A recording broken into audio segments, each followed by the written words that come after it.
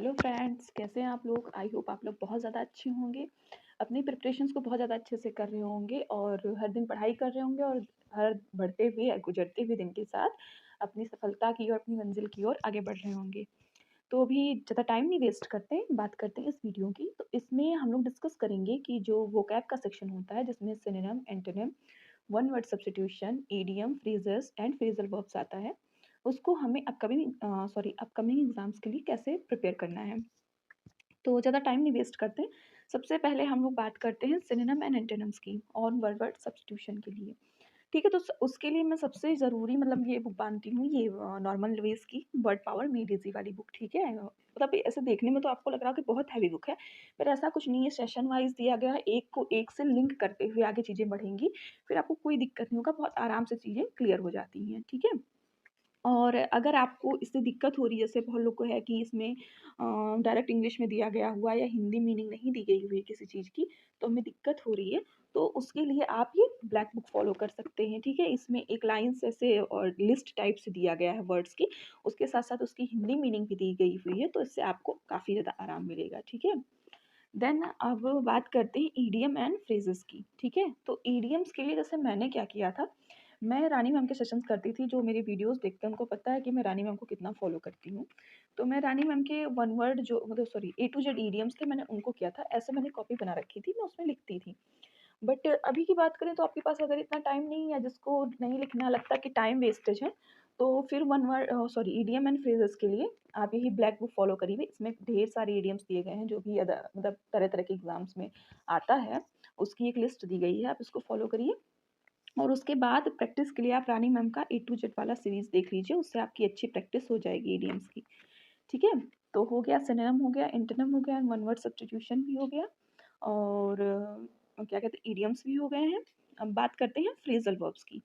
तो phrasal verbs के लिए मैंने एक ही सोर्स बताया है जिसको मैंने फॉलो किया था, और आपको भी मैं वही सजेस्ट करूँगी कि रानी मैम ने ए टू जेड फ्रेजल वर्ब का मतलब क्या कहते हैं सीरीज करवा रखा है, उसको ही करिए और एंड उसके नोट्स ज़रूर बनाइएगा।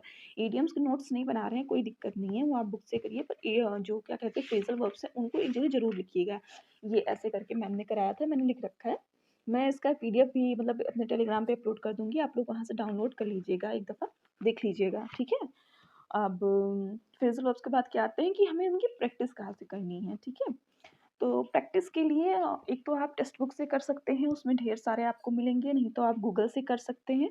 और अगर यहाँ से नहीं करनी, जिनको चाहिए कि हमें बुक से प्रैक्टिस करनी है, उनके लिए मैंने ये हमेशा यही बुक रिकमेंड की है। मैंने और कोई बुक नहीं यूज़ की थी प्रैक्टिस के लिए, ये इनफ है इतनी, ये बुक। इसमें पीछे ढेर सारी मतलब जो भी चीज़ें एसएससी ज़्यादातर एग्ज़ाम्स में आप देखेंगे ना, एसएससी का पीवाईक्यू बहुत ज़्यादा रिपीट करते हैं, और इसमें वैरायटी ऑफ क्वेश्चंस आपको मिलेंगे, मतलब हर टॉपिक का क्वेश्चन मिलेगा। अगर आपको synonym, antonym, one word substitution, idiom, phrases कुछ भी प्रैक्टिस करनी है, वो करना है।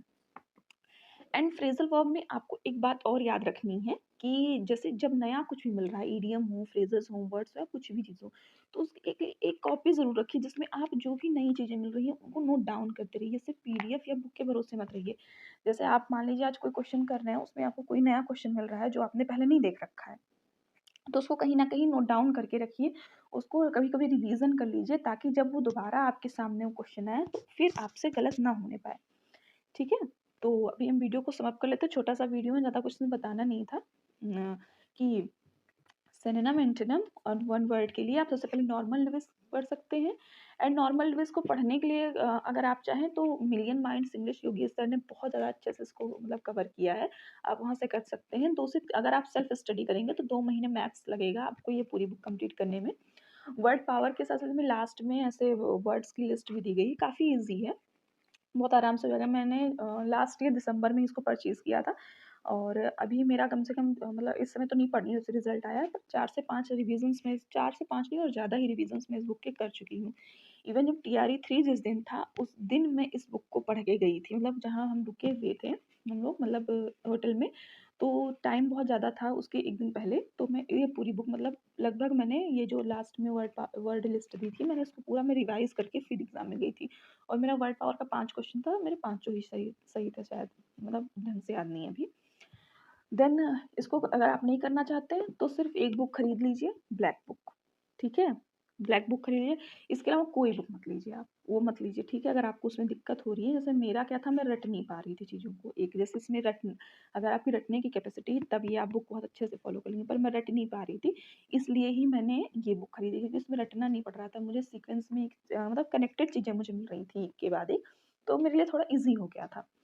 और ये बुक ले लेंगे तो इसमें आपको सारी चीज़ें मिल जाएँगी, सिनोनिम भी है, antonym, one word substitution, idiom, phrases, phrasal verb, foreign words, सारी चीज़ें इस एक बुक में आपको मिल जाएँगी। आप ये बुक ले लीजिए, बहुत सही रहेगी, ठीक है?